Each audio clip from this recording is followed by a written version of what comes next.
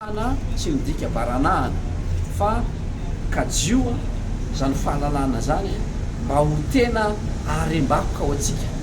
zany hoe mba ireare atsika hoe tamin'ny andronay kosa mba nalalaka ny hoe fiara-miasa moa mazava ho azy fa tsy misy zavatra vaovao amintsika ntsony ngamba fa ny efa natokony teo aloha satria toizy nazy angamba izay tsara fa natao no ataontsika tsara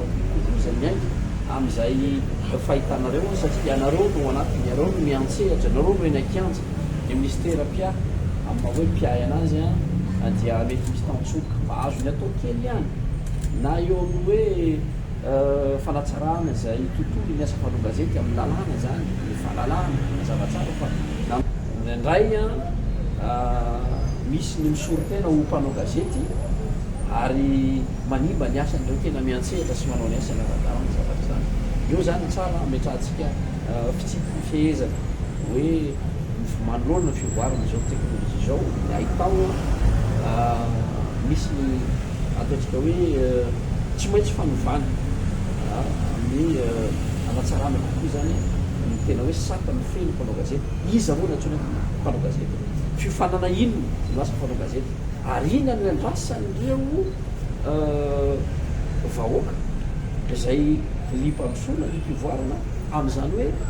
asa ny mpanao gazety zany hitondra azy makaiza zay zavatra zay zany loha hevitra tiako atsitika amintsika rehetrarehetra satria itsika nametaka to hoe tokony manana etika tsika manana deontologie tsika satria ireo ray aman-dreny zay nifaniteto eto amin'ity toerana ity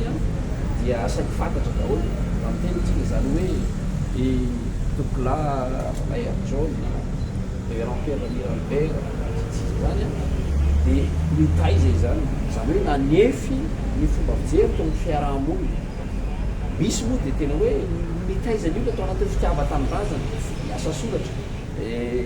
zao 𝐍𝐢𝐿𝐴 na irava falalantsika anazy zay nanao ny gazety dia isan'ny vaiko lahatsoratra nao hoe fanoratana hitiavana zany hoe